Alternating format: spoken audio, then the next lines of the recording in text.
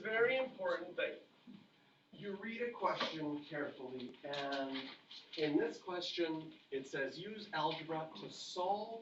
We have been doing proofs. Solving and proving are two different things. With the proofs, you draw the line, and you can't work from one side to the other.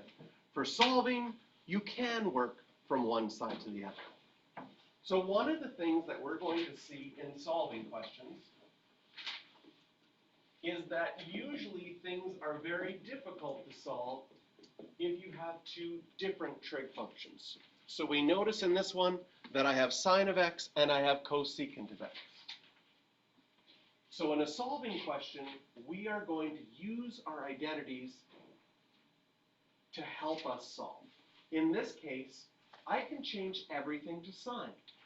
So I can change the cosecant x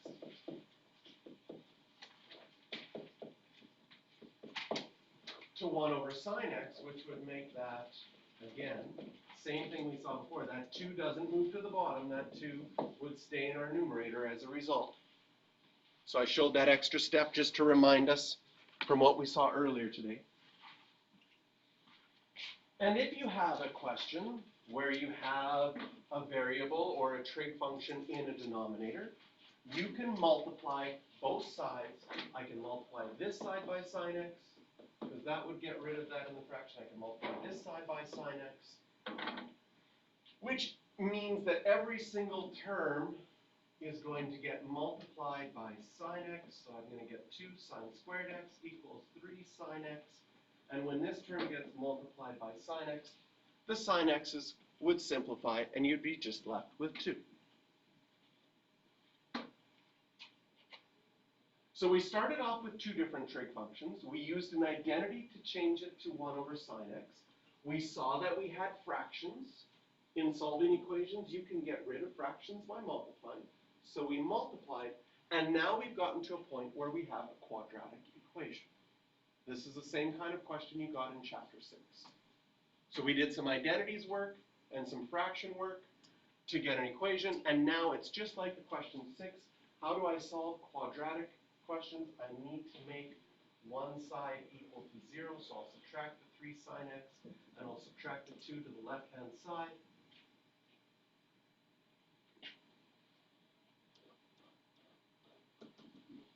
And if this one can be factored, we might have to use the quadratic formula, but if it can be factored, the only way that you would get 2 sine squared x is if you had a 2 sine x and a sine x.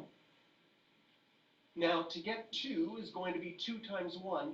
Can you see that it's going to be different if it's 2 and 1 or 1 and 2? We have to think about the fact that when we multiply this out, the outside and the inside needs to make a -3. So I have to put the 2 here, so my outside is 4, and 1 here, so my inside is 1. Because 4 and 1 can make 3 if you're subtracting. If I want a -3, I would need the 4 to be negative and the 1 to be positive. Factoring in this method, once you're done, you should do a quick check. Do I still get the 2 sine squared when I multiply them? When I multiply my last ones, do I get a -2? Yes. Do the outside and the inside when I multiply them combined to give me -3? Yes. So this one, and when you factor this way, it gets really easy to factor. You're always checking as you go. This one factored nicely. So now we can split it up here and have that sine x equals -1/2 and sine x equals 2. -1/2. Half is on our pi plate. That's our pi over 6 family. It's negative, so it'll be in quadrants 3 and quadrants 4. Sine x equals 2. Not on your pi plate. But this is still non-calculator. Do you remember that anytime sine or cos is bigger than 1, you can just say, hey, that's not possible, because I can't have my opposite side bigger than my hypotenuse. Now, we naturally solve between 0 and 2 pi. Reread the domain of the question. Oh, thank goodness. Domain was between 0 and 2 pi. We don't have to change our answers. Right?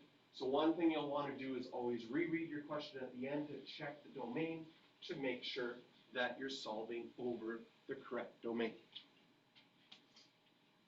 Okay, let's look at B. Sine x is equal to cos x.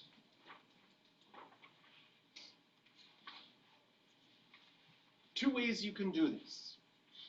One is just using a knowledge of your pi plane. Big idea, cos x is your x coordinate, sine x is your y coordinate. Does it ever happen that the x coordinate and y coordinates are the same? Yeah. Root 2 over 2, root 2 over 2. And down here, negative root 2 over 2, root 2 over 2. So you could, just by knowing your pi plane for this one, go to the answer and say, that's at pi over 4 and 5 pi over 4. Okay? Or you could also take this question and divide both sides by cos. Be a little careful when you divide both sides by something that you don't accidentally divide by 0. But 0 isn't a solution in this case. There's never a place where sine x is 0 and cos x is 0 at the same time. If I divide both sides by cos x, we have another big idea. Sine x over cos x is equal to tan x. And now we're asking from our pi plate, is tan x ever equal to 1? Yes, positive quadrant 1 and quadrant 3. What family? Pi over 4 family. And you get the exact same answers that we got using our first method.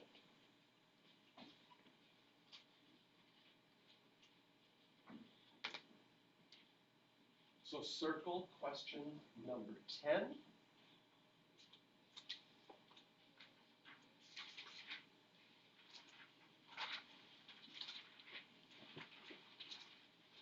And we'll go back to 7.4.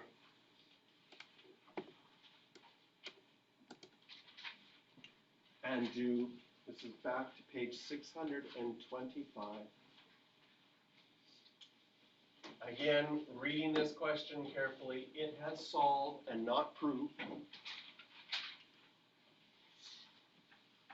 And it says, use algebra to solve 3 minus 3 cos x minus 2 sine squared x equals 0. So I'm going to rewrite this. And I'm going to notice, just like last time, that we can't solve this right now because we have two different trig functions. We have a cos and we have a sine squared. We have a cos x and sine squared x. But we ask ourselves, do I have an identity that would allow me to change something so that we do have them all the same? And yes, you're probably getting really good at the one mental math manipulation of the sine squared plus cos squared equals 1. Probably are getting really good at noticing, hey, I can change a sine squared x to a 1 minus cos squared x. So that means I can rewrite this. I can say 3 minus 3 cos x minus 2, and instead of the sine squared, I can write 1 minus cos squared x. Distributing my negative 2,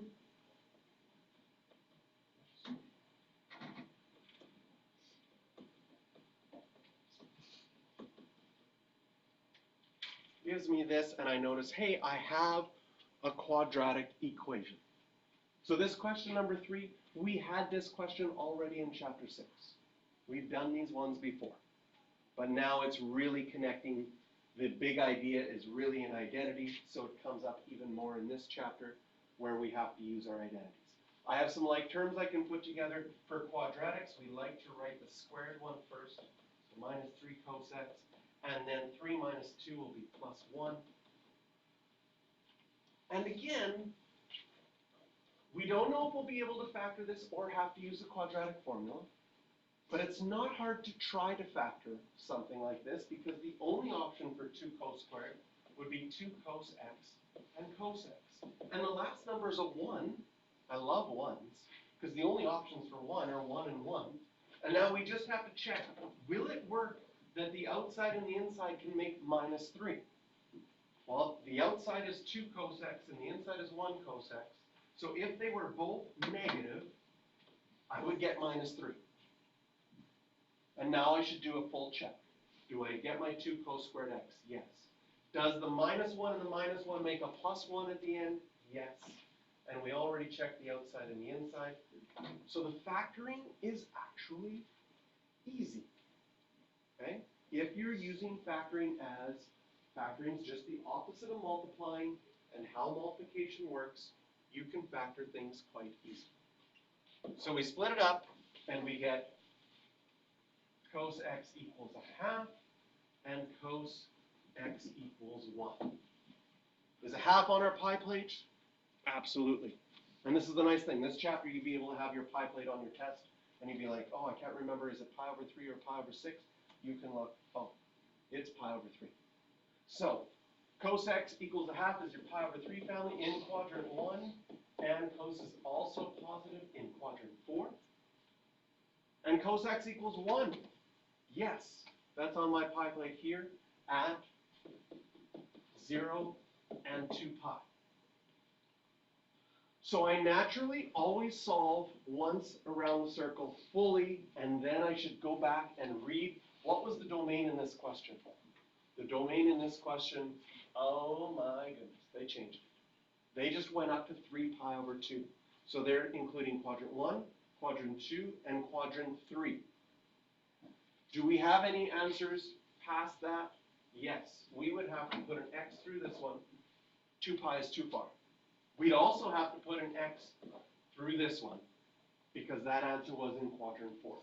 So the only answers, according to the domain, would be 0 and pi over 3. Again, question for practice, question number 10.